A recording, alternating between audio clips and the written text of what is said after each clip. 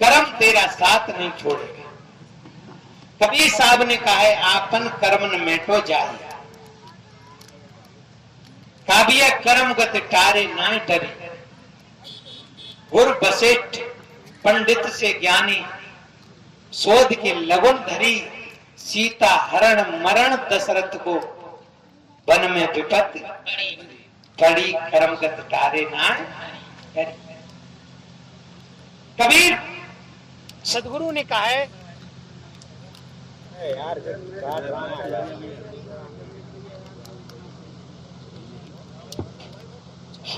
बल्ली बेटी धूप है, तुम धूप में खड़ी हो। और वास्तव में कहीं खड़ो है जाए आदमी जब लक्ष्य में होता है, ताऊ की याद में होता है, तो भाई धूप नहीं लगती है। अभी आप बैठे, बड़ी धूप पड़ रही है, अबे लक्ष्य धूप पे है ही नहीं। अबे तो शायद मेरे पे, मेरी आप पे है, आपकी मेरे पे है। प्रिय बंधुओं, कर्म पर वास्तव में हमें बहुत संभल के अपने कर्म को करना चाहिए। हम दुनिया से अपने कर्म को छुपाते हैं। क्या करते हैं? कोई देख नहीं पाए, पर कोई नहीं देख पाए, हम तो अपने कर्म को देख रहे हैं, हम तो जान रहे हैं। एक बार की बात है, एक सुमान मियां है, कोई भैया हो तो ऐसी बात नहीं है। सुमान मियां कुछ खाए पीवे के चटोर थे। कोई कोई भाई बहन होते, गांव में दावत हुई और दावत में बढ़िया बढ़िया मेवा मिष्ठान पकवान बने। और बंधुओं ऐसी गर्मी पड़ रही जो आज देख रहे हो, और गर्मी के समय में कोई रोटी ज्यादा खा जाए तो पेट खराब हो जाता है। आज सुमान मियां तो ज्यादा मीठो खा गए, और इतना मीठा खा गए, खाते खाते पेट खराब है। अब तो तुरंत ही उनको भागना पड़ा लेटरिन के लिए। अब इतना मामला बिगड़ा के बार बार ठीक बढ़िया बैठते ना, बैठवे को देखो कायदा हो तो है, बैठवे को कायदा, खाएवे को कायदा, और बोलवे को कायदा, चलवे को कायदा। और कायदा है तभी तो फायदा होएगा, जहाँ कायदा ही नहीं है तो फायदा क्या होएगा। प्रिय बंधुओं, मैं कह रहा, सुमान मियां का जब पेट खराब हो गया तो बार बार उनको भागना पड़ रहा है। धूप पड़ रही है, सोचने लगे मैं ऐसे धूप में बैठूंगा, लेटरिन करूंगा तो मैं और बीमार हो जाऊंगा। उन्हें कहा किसी पेड़ के नीचे बैठे। और बंधुओं, आम के पेड़ के नीचे सुमान मियां बैठ गए, लेटरिन करने लगे। और पके पके आम, ऐसा हवा को झोंका आया, संयोग बंधुओं बिल्कुल उनके बिल्कुल सामने पास में ही गिरा, पीला आम। सुमान मियां सोच रहे हैं कि परमात्मा अल्लाह खुदा क्या कृपा करेंगे, पर सोच क्रिया करके बाद में आम को चूसूंगा। बंधुओं, आम पीला पड़ा हुआ है, अब उन पे नहीं रुका जा रहा, क्योंकि मन इतना सरकीला।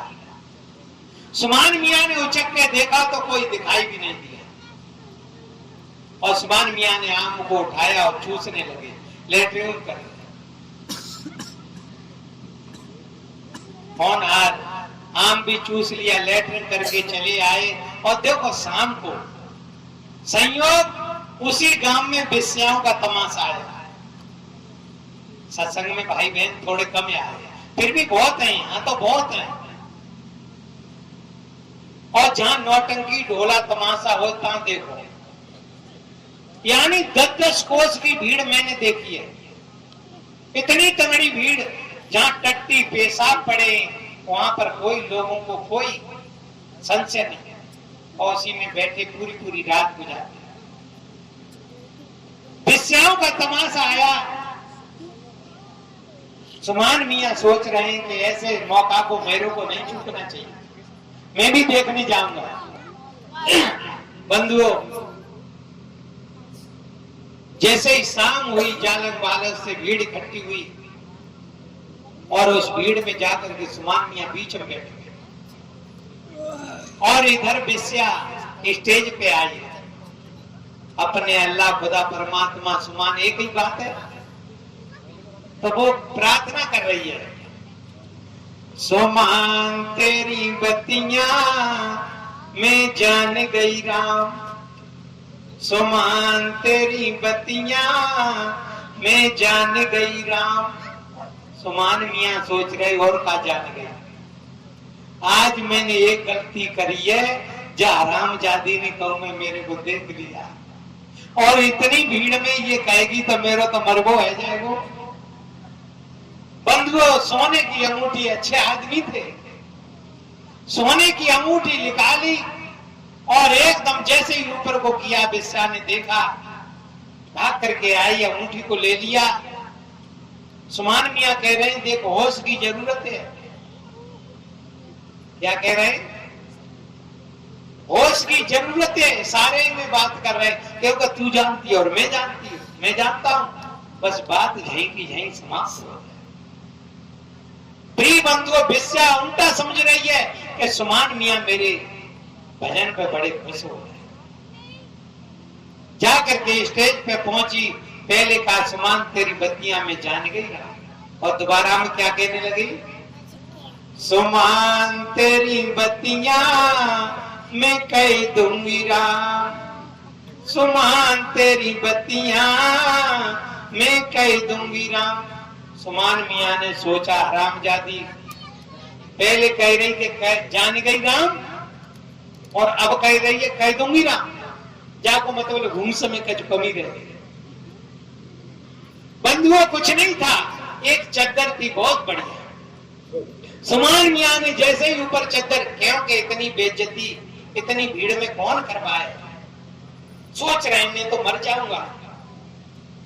सुमान मियां ने जैसे ही चद्दर ऊपर को करी और वेश्या भाग करके आई, चद्दर को ले लिया। सुमान मियां कह रहे, देख होश की जरूरत है, सावधानी की जरूरत है। अब तो उल्टा समझ रही है, वेश्या सोच रही है कि ये तो कह रहे हैं कि होश सावधानी से और होश से बढ़िया तरह सुनाओ, और वे कह रहे हैं कि भैया जो कुछ है जो बात है गई, अब यही शांत कर दे, मामलो गड़बड़ मत कर, मर जाऊंगा। बंधुओं, लेकर के फिर गई चद्दर और स्टेज पर फिर खड़ी होकर के कहने लगी, पहले कहा जान गई राम, दोबारा में कहा कह दूंगी राम, और तिबारा में सुमान तेरी बत्तियां अब कह रही हो राम, सुमान तेरी बत्तियां अब कह रही हो राम। सुमान मियां एकदम भीड़ में से उठे और एकदम भाग करके स्टेज पे गए, माइक के सामने खड़े हो गए। हरामजादी वेश्या की जात, न तुझे अपनी बेइज्जती का डर, न दूसरे की बेइज्जती करने में डर, और तू क्या कहेगी? कहने लगे, भाई बहनों, आज मैंने एक गलती करी है, टट्टी करते समय एक आम चूस लिया। हरामजादी कह रही जान गई राम, कह दूंगी राम, कह रही हूं राम, तू क्या कहेगी? मैं कह देती। बंधुओं, वेश्या बेचारी को तो कोई पता ही नहीं था, एकदम पीठ फेरी के खड़ी हो गई कि ये क्या हुआ। मैं बात वो कह रहा हूं बंधुओं, हम अपने कर्म को दुनिया से छिपा सकते हैं खुद से नहीं, लेकिन हम अपना कर्म अपने से कैसे छिपा सकते हैं? हमारा कर्म एक दिन हमको चौराहे पर नंगा करेगा, कोई दुनिया में रोकने वाला नहीं है। इसलिए बंधुओं का है, अपने कर्म को सुधारोगे भाई तो तुम पे जुर्म नहीं ईश्वर खुदाई, और अपना कर्म बिगड़ गया तो दुनिया में कोई हमको रोकने वाला नरक से नहीं। आज ये बहुत सुंदर मौका मिला है बंधुओं कभी कभी मिलता है, सत्संग मिलते हैं कभी कभी, जहां राजा रानियों की कोई कथा नहीं है, जहां वास्तव में क्योंकि दूसरी कथा सुनने से अपनी व्यथा नहीं मिटती है। मिटेगी?